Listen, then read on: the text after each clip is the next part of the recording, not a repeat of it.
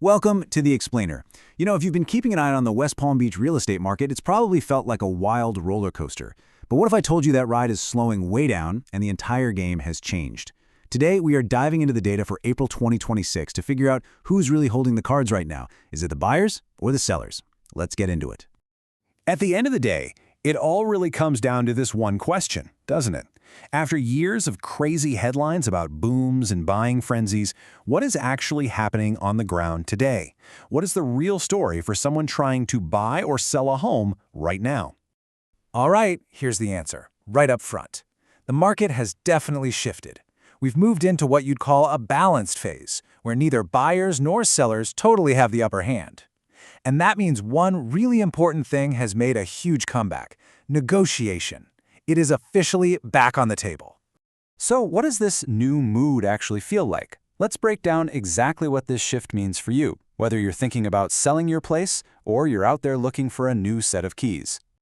Okay, the key term you're going to hear is a balanced to buyer-leaning market. And it's really important we get this right. This is not a market crash, okay? It's not a bust. Just think of it like a pendulum that was swinging like crazy and is now finally settling back toward the middle. Supply and demand are starting to find their balance, and that gives buyers just a little more breathing room. I mean, just think about the difference. Remember that frantic energy of the boom market? The bidding wars, homes selling in a matter of hours? Well, that's pretty much gone. It's been replaced by a market where buyers have choice, things move at a much more moderate pace, and there's a real give and take. It's truly like two different worlds. Okay, so you might be asking, where's the proof? Where's the evidence for this big shift? Well, let's start by looking at what sellers are doing, because their actions are a huge piece of this puzzle. Here it is, the first key piece of evidence. Inventory is climbing. As you can see, the number of homes for sale has been gradually but steadily going up. And this is so important because more homes on the market means more options for buyers. And that simple fact fundamentally changes the dynamic from scarcity to choice. But, and this is a big but, here's the critical context behind that inventory number. Sellers are not desperate. Their confidence is actually still pretty high. They don't have to sell. What's happening is that many are just testing the market, They're listing their home to see what kind of price they might be able to get. And that lack of urgency from sellers is a big reason why negotiations are starting to take a little longer. So now let's flip the coin and look at the other side. With more houses to choose from and sellers who aren't in a rush, how are buyers reacting? Well, as you can probably guess, they're starting to feel like they have a bit more power. The whole process for a buyer looks completely different now.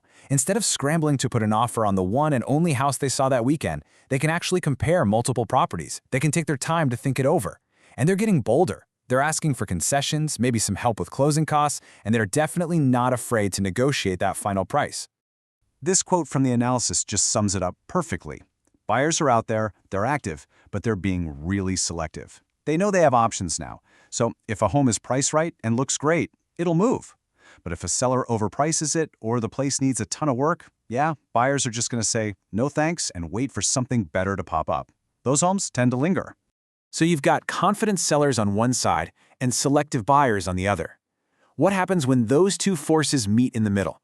Well, it has a direct, measurable impact on two things: home prices and how fast they sell. And here's what the data is telling us. Prices aren't shooting up at that crazy breakneck pace anymore. Instead, they've pretty much stabilized. You can see the market has kind of found its plateau, without any of those sharp spikes or scary drops we've seen in the past.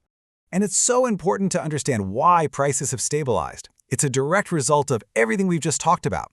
More inventory gives buyers more choice, and those buyers are super sensitive to overpricing now. That, in turn, forces sellers to be more realistic with their asking price, which is why we're seeing more and more price reductions. It's all connected. And it's not just about price, it's about the pace of the market too. The whole days on market number has settled into a much more normal rhythm. So the days of homes selling in a single weekend are over, but homes also aren't just sitting there for months on end. It's a much more deliberate and frankly a much healthier pace. Okay, so we get the market's new mood, we've seen the evidence, and we understand the impact. The big question is, what do you do about it? In this final section, we're going to translate all this data into a clear strategic playbook for anyone thinking of buying or selling. All right, let's talk strategy. For sellers, the message from the data could not be clearer. Pricing your home accurately from day one is everything. Overpricing is just not a winning move anymore, and making sure your home looks its best, that has a huge return on investment. Now for buyers, the market is telling you to leverage your options. Shop around, be patient, and please do not be afraid to negotiate. This is your moment to find the right deal, not just any deal. If you take one thing away from all this, let it be this. The West Palm Beach market in April 2026 isn't about luck or speed anymore. It's a market that rewards people who do their homework. The ones who come in with a smart strategy, a good sense of timing, and expectations that are actually grounded in reality. So that leaves us with one final thought. In this new game, a game of strategy, not speed, what's your winning move going to be? Thanks for digging into the numbers with us.